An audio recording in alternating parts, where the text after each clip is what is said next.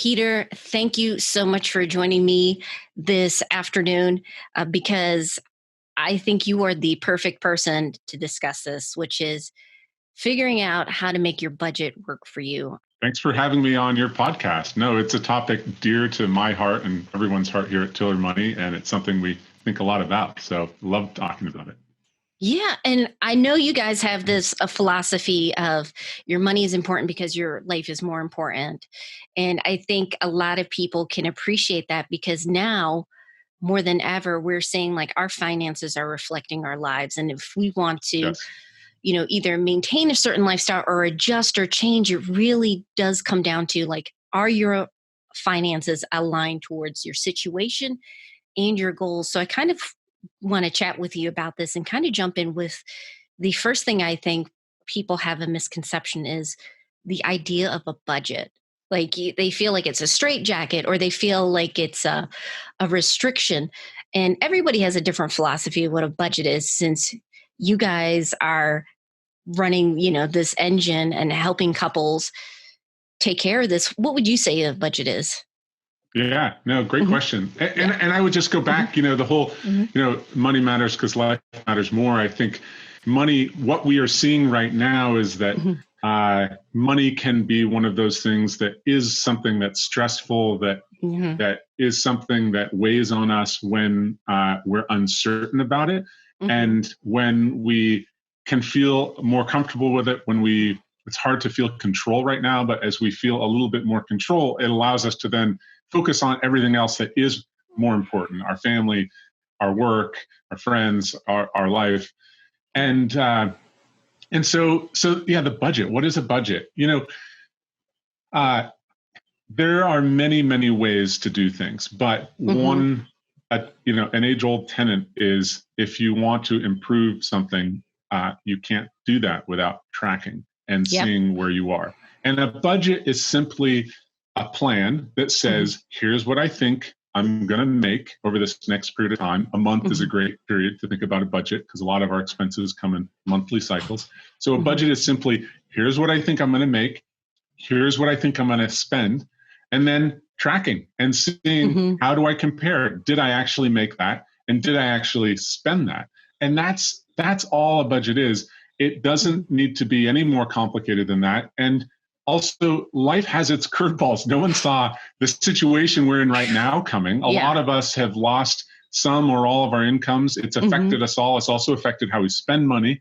And so no one's budget had here's the pandemic scenario in it. And that's okay, right? Yeah. Because the whole part of a budget is it's life. And so let's stay flexible with it.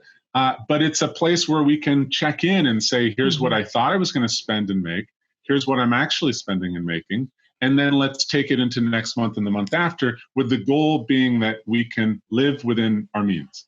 Yeah. And I think that was really interesting what you're pointing out about not just making the budget, but then checking to see if our spending is aligned. And, you and I have been talking about this, for a while in the personal finance space. And it's always important to track your numbers. But I think many families and many couples kind of got a real life scenario, whether they have a formal budget or not, where they say, wait a minute, I didn't realize I was spending maybe this much eating out or for the commute with the gasoline.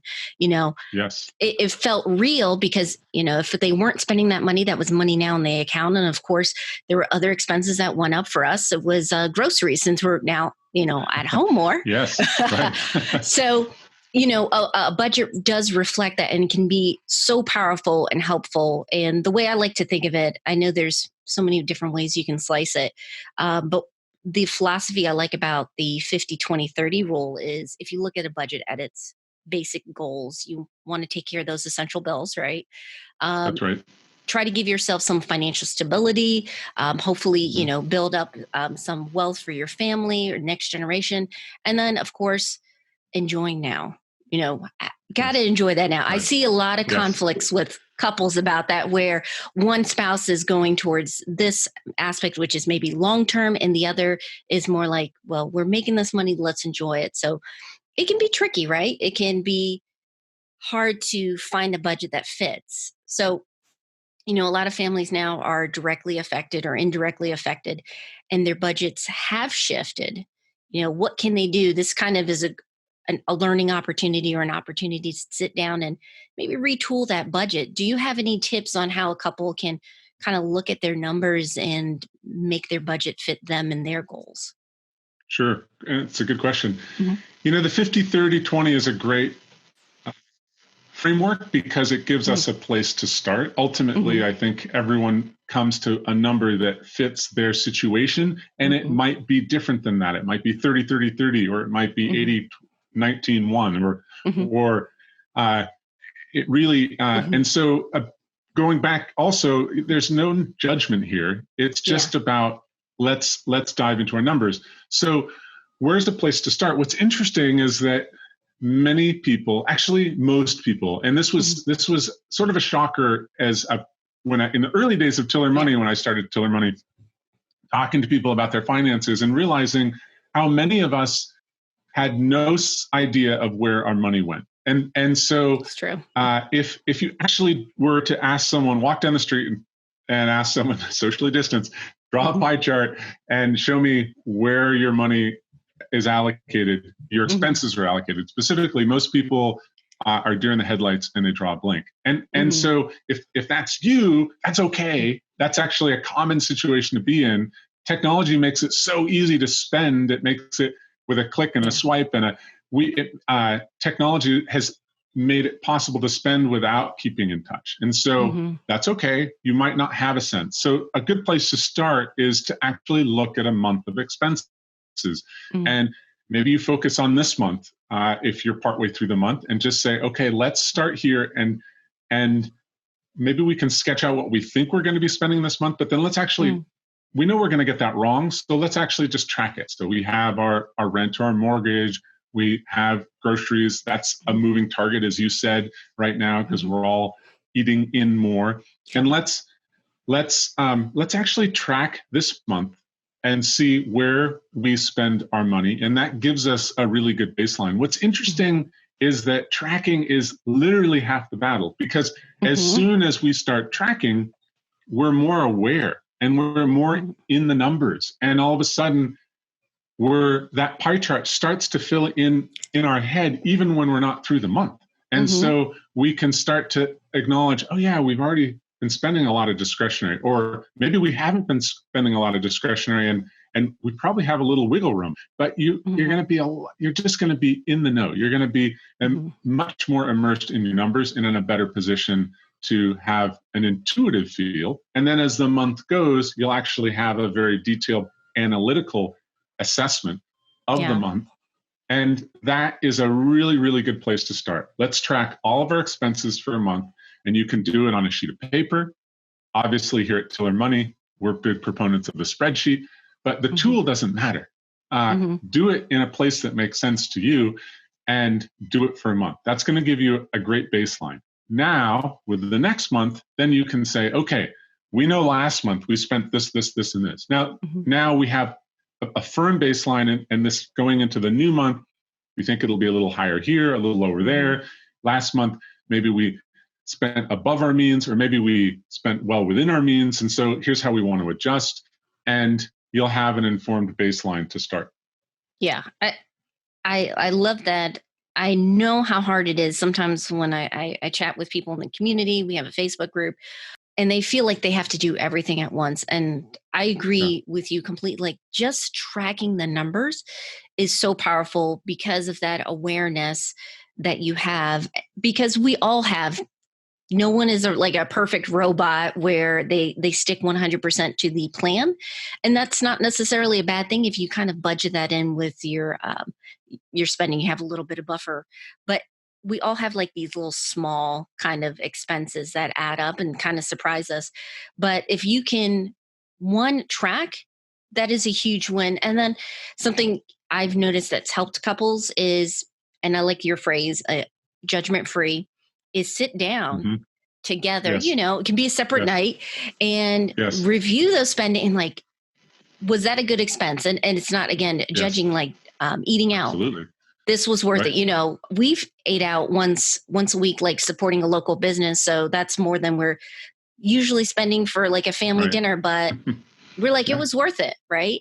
And Yes. then other expenses you might say, yeah, we can cut back on or we can redirect. But that first part, absolutely necessary, is like tracking Yes. the numbers.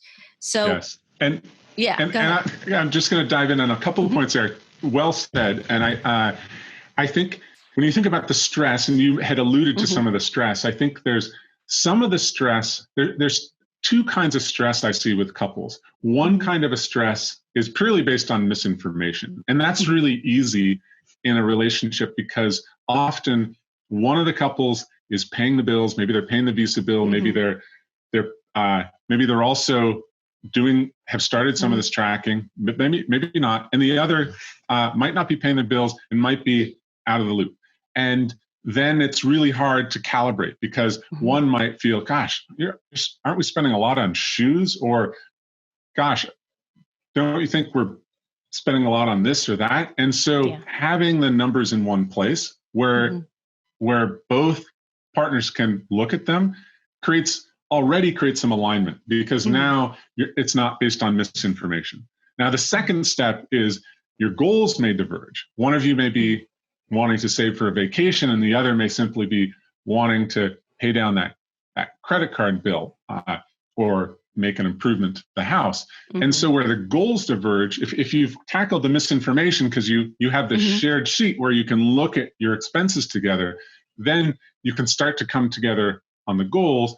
Hmm. And a lot of that is talking and even acknowledging the goals. Like, it's really important for me to make this improvement to the house. And I would say in our Hmm. household, my wife Shannon, like, she's often the one who's saying it's really important to me for us Hmm. to do this trip as a family.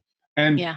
and rather than having it be this back of the sort of this tension that lies Hmm. just outside of the conversation, when we Hmm. actually can hear it, when I hear her say that, and I'm like, Hmm. I actually love that time when we can take a vacation and we're out together as a foursome, and let's make that happen. And so Hmm. it gets vocalized. We start to calibrate. It's not that our goals exactly match each other, but Hmm. we start talking about the goals. And so Yeah. that's tackle the misinformation, start having the conversation about goals. And again, that you may not have the same goals, but Hmm. merely talking about them, you'll start to empathize for each other's goals, and you can start to creatively come up with ideas for how you can both accommodate those goals. Hmm. And if you can address both of those, you're on a much firmer footing as a couple than you were before this, when you were blind and just Hmm. wondering, how are we going to make this work?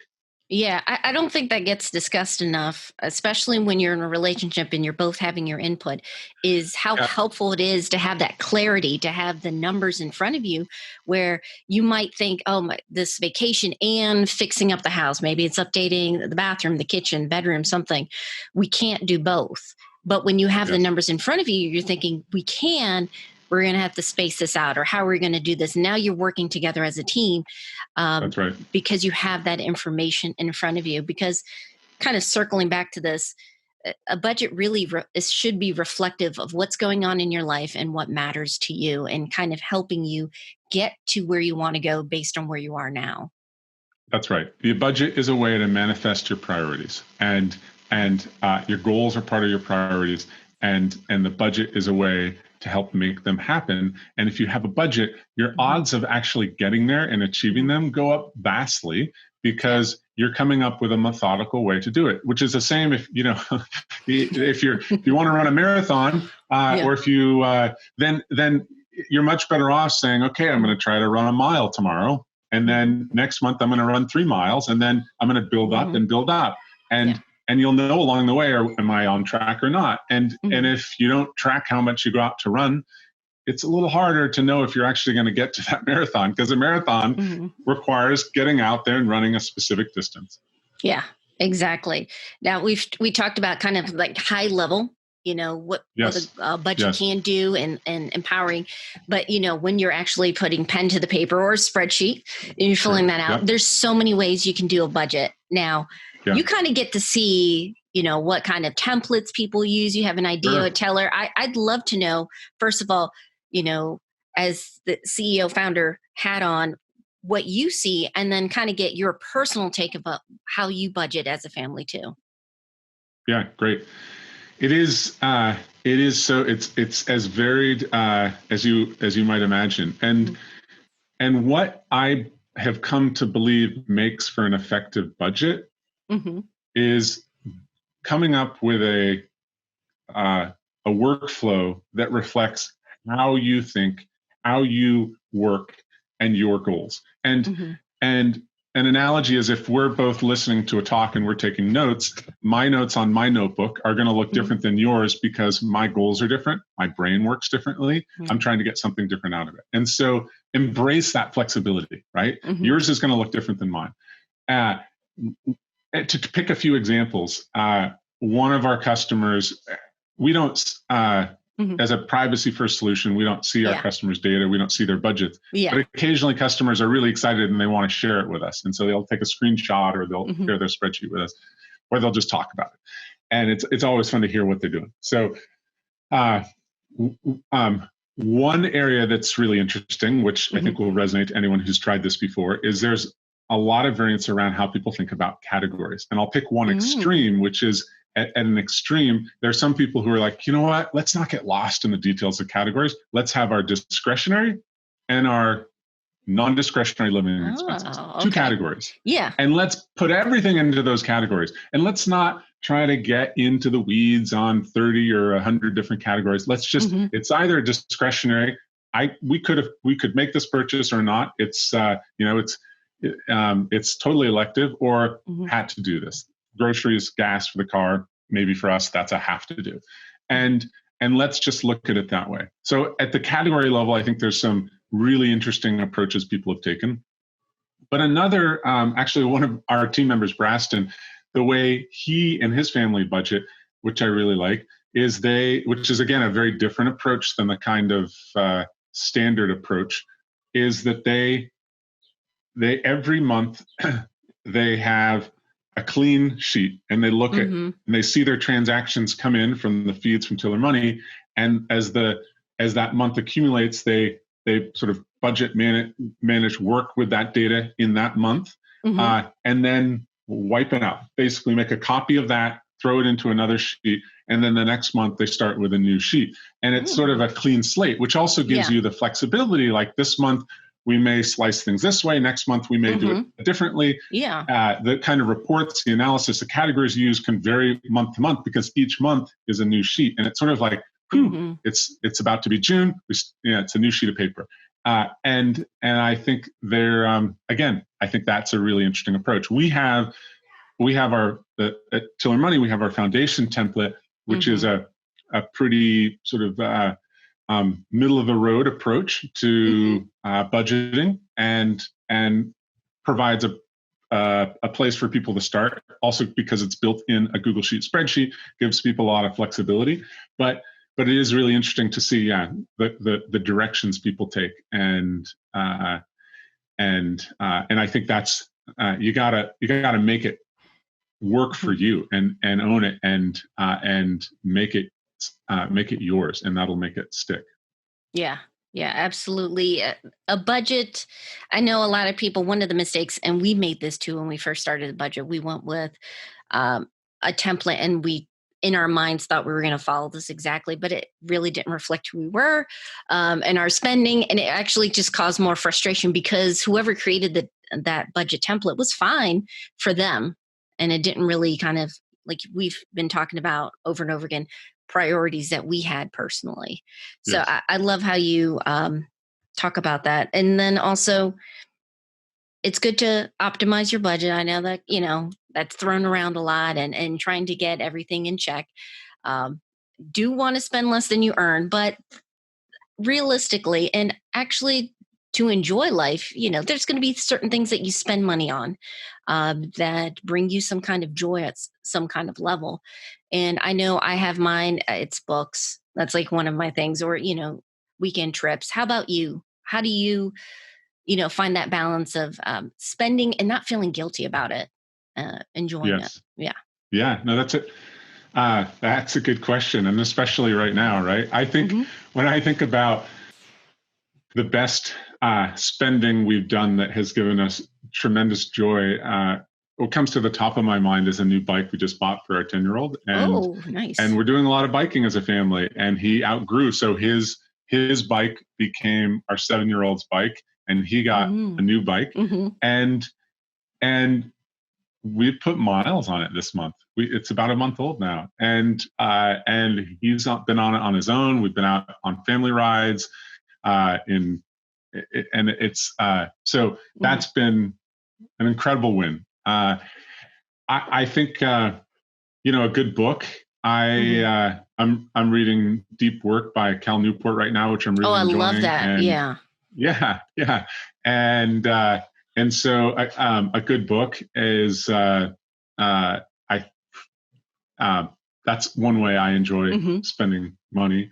And the other thing I'd say right now is there's some real big needs out there, and we one of the things we've been talking about in our family, there's a statistic that came out recently that's just sobering, but 1 in 5 children under 12 are not getting enough to eat right now. And we just made a gift as a family to the Cove, which is the local food bank here. But I think that's really meaningful for us, and also something that gives us some small sense of trying to contribute in areas where we can at a time that's really hurting for a lot of people. So when I think about where we spent money this month, those are stories that come to mind. Yeah, no, and those are good points, because I think that's also where people think a budget is only about saving and investing and paying the bills. But when you can share and give, when you include that is helping others. Also, you get a joy out of that as well. Again, it's where are your priorities at? Where can you help out? So I think that's fantastic. And also that you guys are having a discussion as a family, introducing your kids to that, not just budgets being a number, but budgets as being a tool to help you kind of build a life that you want, or get closer, one step closer there, practically speaking. Yes. Yeah. Yes. I know we could talk about this for like hours, especially with you, Peter. I know, but this is really good stuff. But I do want to mention before we wrap up about one of the things I love about Tiller is I get couples who are kind of like we've mentioned, they have it like a unique circumstance, or they've tried different budgets and it doesn't fit them. But with Tiller, you can literally customize your budget to reflect you. Now you have templates. I saw that, but it's fantastic because you can take all that data from the bank, put it in your Google Sheet, and literally that Google Sheet can be however you want to break up your budget. So if anybody wants to, try Tiller out and sign up for it, where can they find you guys? And you guys also have a fantastic community, by the way. Yeah, thank you. And I'll just add, and thanks for that generous plug there, that one of the things that's for you and for your audience, one of the things that's especially exciting and helpful is that the collaboration features. We're built on Google Sheets. Yeah. We support Excel as well. The Google Sheets collaboration features are awesome. In our family, we have a Google Sheet for our family expenses that I share with my wife. I'm in it most of the time. She can go in at any time to check, hey, did this bill get paid, or how are we spending on this category? So the collaboration is awesome. She also, as an author and speaker, we have sort of her business in a whole separate sheet. And I'm guessing that's sort of a scenario that's common for many of your audience, where there's household income, maybe there's some freelance income. You can have different spreadsheets for those different areas, and it makes it really easy to track. All of that can be found. So Tiller Money, you asked. Tiller Money can be found. TillerHQ.com is our website. And if you're interested, you can sign up. It's free for 30 days. Cancel any time, and it's you'll find it all there. We also have a really helpful customer success team that is responsive and can give you help as you go. As you said, we have a community where people share and ask, and it's a good place to see some of the other things people have built with their Tiller Money powered spreadsheets. So TillerHQ.com.